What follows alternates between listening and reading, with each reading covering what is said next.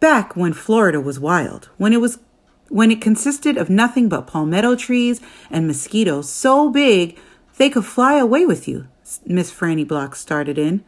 And I was just a little girl, no bigger than you. My father, Herman W. Block, told me that I could have anything I wanted for my birthday. Anything at all. Miss Franny looked around the library. She leaned in close to me. I don't want to appear prideful, she said, but my daddy was a very rich man. A very rich man. She nodded and then leaned back and said, and I was a little girl who loved to read. So I told him, I said, Daddy, I would most certainly love to have a library for my birthday.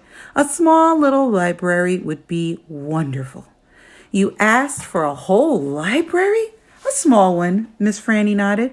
I wanted a little house full of nothing but books, and I wanted to share them too. And I got my wish. My father built me this house, the very one we are sitting in now. And at a very young age, I became a librarian. Yes, ma'am. What about the bear, I said. Did I mention that Florida was wild in those days? Miss Franny Block said. Uh-huh, you did.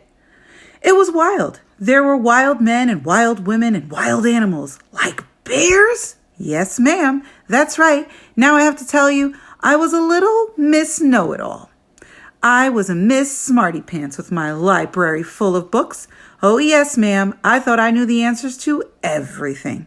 Well, one hot Thursday, I was sitting in my library with all the doors and windows open and my nose stuck in a book when a shadow crossed the desk. And without looking up, yes, ma'am, without even looking up, I said, is there a book I can help you find?